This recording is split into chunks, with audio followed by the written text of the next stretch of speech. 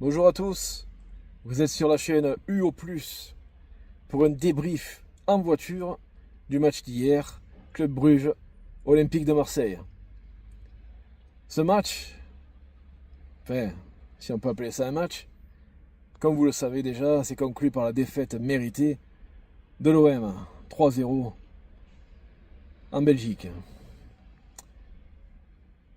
Comme je dis, ce match, si on peut appeler ça un match, c'est tout à fait logique qu'on le perde.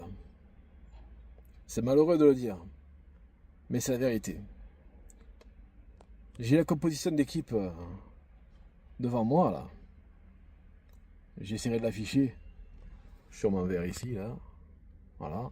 Vous avez vu mon doigt en gros plan, c'est bien. Donc la composition d'équipe. Je l'ai sous les yeux. Donc Roulis en cage. Roulis en cage.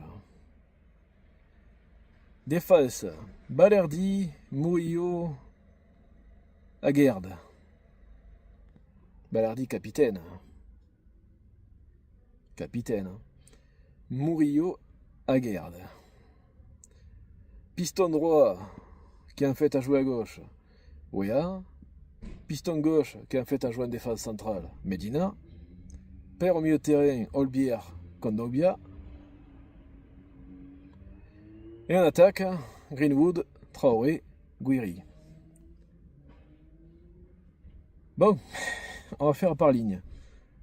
Roulis, Geronimo Roulis. Le gardien aussi bon sur sa ligne que mauvais au pied. Surtout en Ligue des Champions.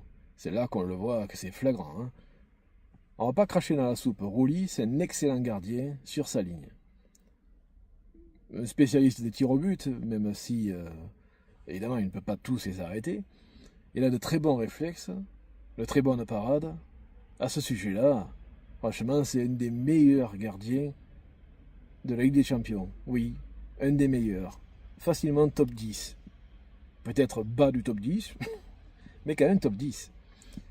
Par contre, ses relances au pied sont, en tout cas, pour la plupart, assez hasardeuses. Pour ne pas dire autre chose, pour ne pas dire dangereuses. Mais bon, ce n'est pas là le sujet. Parce que hier, bon, honnêtement, à ce sujet-là, ça allait. Qu'est-ce que vous voulez qu'il fasse sur les buts? Qu'est-ce que vous voulez qu'il fasse? Le premier but, c'était quoi le premier but déjà? Ah oui. Ah ça, oui. Ah oui, ah oui, oui, oui. Oui, et ben là, ça annule tout ce que je viens de dire. Parce que là, il est très fautif. Faute de main à ce niveau-là, ce but de... Je vais pas le dire, vous avez compris. Ce but de haine, hein, pour rester poli. Ah, c'est... Il n'y a qu'à l'OM qu'on voit ça, je suis désolé de le dire, hein, mais bon. C'est n'importe quoi. Je suis supporter de l'OM. Hein. Au cas où ça ne s'entende pas à ma voix, je suis du 13. Je vais pas dire où, ça ne vous regarde pas. Mais bon, vous pouvez le deviner. Ouais, non. Sur le premier but, il est archi fautif. Par contre, sur les deux autres, qu'est-ce qu'il peut faire de plus? Honnêtement, qu'est-ce qu'il peut faire de plus? Le deuxième but, c'est une frappe poteau rentrant. Il fait ce qu'il peut. Et sur le troisième but, il fait d'abord une belle sortie. Mais derrière, ça ne suit pas. Derrière, ça ne suit pas parce que tout le monde est en attaque en essayant de marquer un but. Donc, il ne peut rien faire de plus. C'est pas Roulis le plus fautif dans ce match. Hein. Vraiment pas. Ensuite, je repars sur la défense qui était affichée. Donc, on était censé avoir en défense centrale, dans la défense à 3, Murillo, axe droit, Balerdi, plein axe, Aguerd, axe gauche. En fait, il s'est vite avéré que Balerdi a joué à droite, enfin, côté droit de la défense à 3, Aguerd en plein milieu, et Medina, en fait, était axe gauche. Pourquoi pas? Pourquoi pas? Mais le problème, c'est pas ça. Le problème, c'est qu'on a des joueurs comme Balerdi et Medina qui ne sont pas au niveau auquel ils devraient être. Balerdi, on ne le présente plus. Et il est connu pour ça. Il est connu pour ça. De temps en temps, il nous sort un bon match, c'est vrai. Hein, on va pas le renier. Mais c'est pas suffisant. C'est pas suffisant à ce niveau-là. Ça ne suffira jamais. Medina, c'est un joueur qui a beaucoup de volonté. Il a beaucoup donné hier. Chaque fois qu'il joue, et on voit qu'il est là pour mériter son salaire. C'est peut-être bête de ma part ce que je dis, parce qu'ils devraient tous le mériter, leur salaire, et le salaire qu'ils ont en plus. Medina, il a beaucoup de cœur, il a beaucoup de volonté, il a beaucoup d'envie. Malheureusement, en Ligue des Champions, ce n'est pas suffisant. En Ligue 1, ça pourra sûrement suffire. Et encore, on verra bien. Mais en Ligue des Champions, non, non, non, pas du tout.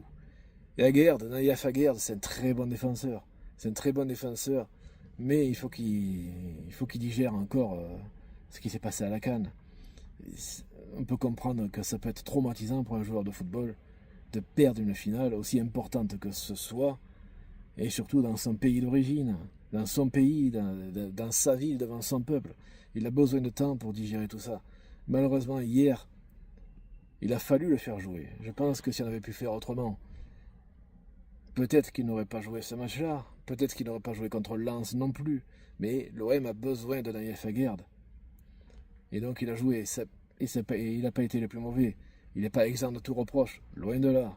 Personne n'est exempt de tout reproche dans ce match-là. Absolument personne.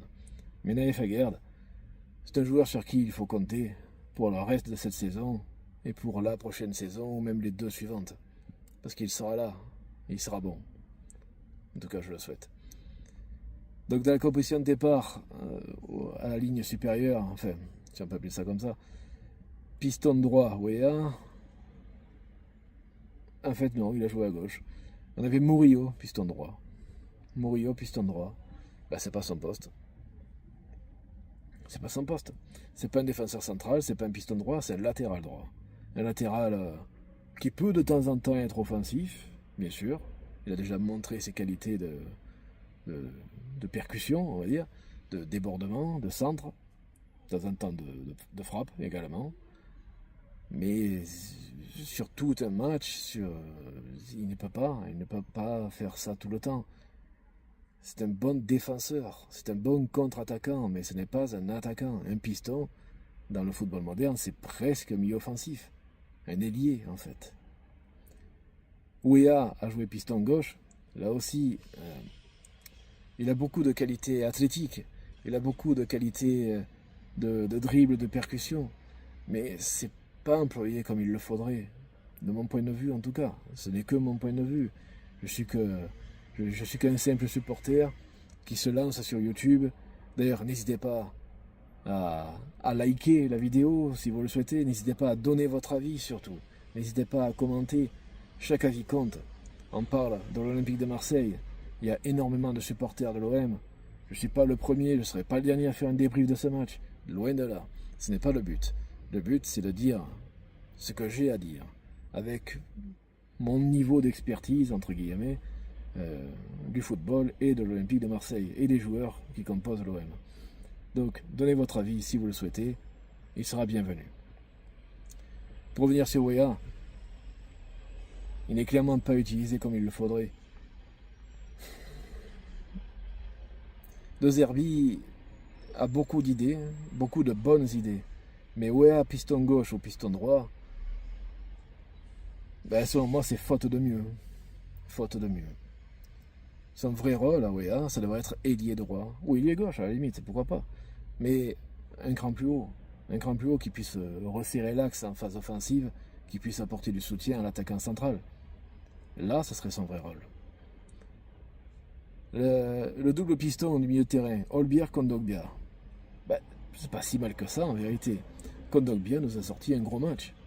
À chaque fois qu'il a joué en Ligue des Champions, presque à chaque fois, il a été présent.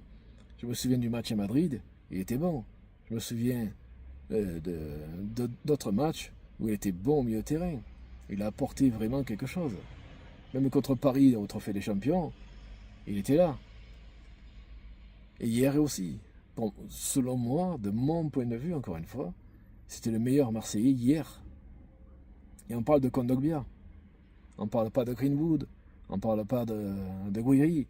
On ne parle pas de Aguerd. On parle de Kondogbia. Un joueur d'expérience. Un joueur qui n'est plus à son prime. Et pourtant, hier, il a été le meilleur Marseillais, en tout cas de mon point de vue. Pierre-Emile Olbier, lui aussi, c'est un joueur avec beaucoup de cœur, avec beaucoup de caractère, avec... oui, on peut le dire, avec beaucoup de courage. Mais bon, parfois aussi avec beaucoup de bêtises. Parce qu'hier, je me demande comment il a fini le match, en fait. Et toutes les fautes qu'il a fait, après il a eu l'intelligence de dire ah pardon, j'ai pas fait exprès. Bon, ouais, c'est passé cette fois-là, de toute façon, on n'était pas à ça près, hein, on me dirait. Mais bon, il est bien gentil, Monsieur Olbière, mais si l'OM veut vraiment viser plus haut, il faudra des joueurs de qualité un petit peu supérieure. On peut le garder. C'est pas le plus mauvais, hein, mais il faudra mieux. La ligne d'attaque, Greenwood, Traoré, Gouiri. On va commencer par Gouiri parce que c'est celui des trois qui jouait vraiment à son poste. Il a fait ce qu'il pouvait, c'était pas assez, tout le monde l'a vu. Bon, voilà, rien de plus à dire. Oui, c'est rapide, mais qu'est-ce que vous voulez dire de plus? Il était esselé devant, et à chaque fois qu'il touchait un ballon, c'était pour revenir derrière. Alors bon, pourquoi il revenait derrière? Parce qu'il n'avait pas de soutien à côté de lui. Il n'avait pas le choix en fait. Il a fait ce qu'il a pu. Traoré, utilisé à contre-emploi, parce qu'en fait, il ne jouait pas ailier gauche, comme c'était plus ou moins prévu dans la composition, mais il jouait dans un rôle plutôt de milieu offensif derrière l'attaquant. En fait, on n'a pas joué en 3-4-3, ni en 5-2-3, c'est plutôt un 3-4-2-1, avec les deux derrière le 1 qui étaient censés être des milieux offensifs, Traoré et Gouiri. Et Greenwood, pardon. Traoré, c'est un joueur de côté, c'est un joueur de percussion, c'est un joueur de dribble, c'est un joueur de perforation. Il devrait jouer ailier gauche ou ailier droit. Greenwood, quasiment depuis ses débuts à l'OM, il joue ailier droit. Il est censé défendre, presser, contre-attaquer, passer, dribbler, marquer. Et il peut pas tout faire, hein. C'est pas de surhomme, hein. En plus, dans les matchs de Ligue des Champions comme ça, où l'adversaire le surveille de très près, parce qu'ils le connaissent. Ils le connaissent même très bien, ils l'ont souvent pris à deux. Hein. Quelquefois, il est passé, mais c'était pas suffisant, parce qu'il y avait un troisième qui arrivait derrière. Et oui, il surveillait comme le lait sur le feu. Hein. Ah, la vieille expression, mais elle marche bien dans ce cas-là. Il peut pas tout faire tout seul. Son vrai rôle, de mon point de vue, c'est numéro 10, derrière l'attaquant axial, en soutien direct. Comme ça, il peut se balader un petit peu comme il aime le faire, à gauche, à droite, un peu décrocher de temps en temps, un peu se projeter, bien sûr, en soutien de Gouiri, par exemple, d'Aubameyang, ça dépend qui joue. Là, dans ce rôle-là, qu'est-ce que vous voulez qu'il fasse? Il est esselé sur son côté droit, il a beau essayer, il a beau dribbler, il a beau feinter, il a beau crocheter, il a beau rouletter, si on peut dire. À un moment donné, il ne peut pas tout faire non plus. Hein. Bon, il faut parler de Roberto De Zerbi également. Ses choix tactiques font discuter, feront encore discuter. Selon moi, c'est pas tellement ça le problème. Enfin, oui et non. Oui et non. Personnellement, j'aurais opté pour une autre approche tactique, mais bon, ce n'est que mon point de vue, encore une fois. Je ne suis pas entraîneur de l'Olympique de Marseille, je ne suis même pas entraîneur de football, juste, je pense m'y connaître un minimum. Pour gagner ce match-là, il fallait avoir, je pense, des joueurs plus portés vers l'attaque, plus portés vers l'avant. J'aurais plutôt vu un 4-2-3-1. Un 4-2-3-1 avec Murillo à droite. J'aurais laissé Balerdi à guerre dans défense centrale, Medina à gauche. Au milieu de terrain, j'aurais gardé Olbière Kondogbia, pourquoi pas, après tout, ils n'ont pas été les plus mauvais. Hein. Andy Greenwood, à droite Traoré, à gauche, oui pourquoi pas, à droite Traoré, à gauche Wea, ou on peut inverser les deux comme vous voulez, Greenwood en 10 donc, et Gouiri en attaque, avec les mêmes joueurs, avec une autre composition, mais surtout avec d'autres intentions, jouer plus haut sur le terrain, aller chercher les triangles, les fameuses phases de triangle qui peuvent perturber un bloc bas. Et oui, parce que là, on ne les a pas perturbés du tout. On joue latéralement et quand elle essaie de jouer vers l'avant, et ils nous prennent le ballon et partent en contre. Hein, c'est l'histoire des buts qu'on a pris. Hein. Faut pas se leurrer. Hein. Ils ont joué bas, l'OM n'aime pas les blocs bas et ne sait pas jouer contre eux. En tout cas, pas avec cette approche tactique. Bon, après, on peut débattre pendant 800 ans de ce qui aurait dû se passer, de ce qu'on aurait fait à la place de l'entraîneur. Et si j'avais été ce joueur, je serais allé là-bas, j'aurais fait ça. Ça sert à rien. Ce qui est fait, est fait. C'est malheureux, mais c'est comme ça. De toute façon, sur 8 matchs, 5 défaites. Vous l'espérez mieux? Comme l'a dit Mehdi Benassia dans une interview, même si on se qualifie, après on va quoi? On va jouer contre Madrid, contre l'Inter Milan, avec le niveau qu'on a affiché. Bah oui, ça aurait permis de passer un tour, ça aurait fait quelques millions de plus dans les caisses de l'OM. L'OM les aurait pris, les millions, évidemment. Ça n'aurait pas été de refus. Mais qu'est-ce qu'on aurait pu faire de plus? Pas grand-chose, je pense. Malheureusement. Pas avec cette idée du jeu. Pas avec ces joueurs-là. Parce que oui, tous les joueurs de l'OM ne sont pas au niveau de l'OM. Et pourtant, on a une équipe qui est bien meilleure, qui a 3, 4, 5 saisons en arrière. Mais c'est pas encore suffisant à ce niveau-là. En Ligue 1, je pense que ça peut le faire. Mais ça reste à prouver. Enfin bref. Tant pis pour cette fois-là. Ce sera pas pour cette année. On n'aura pas la deuxième étoile. Hein. Pas avant un moment, malheureusement. L'OM ne méritait pas de se qualifier. Et si on s'était qualifié, ben on s'en serait contenté. Mais ça aurait été par la toute petite porte. La toute petite porte, même par la serrure de la petite porte en fait. Hein. Donc bon, il y a des regrets à avoir, évidemment. Mais il faut savoir aller de l'avant maintenant. Maintenant, il faut que les joueurs se regardent en face, qu'ils se disent les choses, que l'entraîneur leur dise également ce qu'il a à dire, que les dirigeants aussi, que tout le monde se remette dans le droit chemin. Et samedi, il y a un match important contre Paris FC. Il y aura d'autres matchs importants ensuite. Mais là, la priorité, c'est samedi. Samedi, 17h, Paris FC, Olympique de Marseille. Victoire obligatoire. Victoire impérative. On parlera plus tard de la Coupe de France. On parlera plus tard des autres matchs de Ligue 1. Pour l'instant, je n'ai rien de plus à vous dire. J'espère compter sur vos commentaires. Dites-moi vraiment ce que vous pensez de ce match. Dites-moi ce que vous ressentez. N'hésitez pas à liker la vidéo, à la partager si vous le souhaitez. Et dans tous les cas, et pour toujours, malgré tout, à l'OM. C'était le débrief en voiture, avec une bafouille à la fin. On se revoit bientôt pour d'autres matchs, et j'espère d'autres résultats. Allez, au revoir.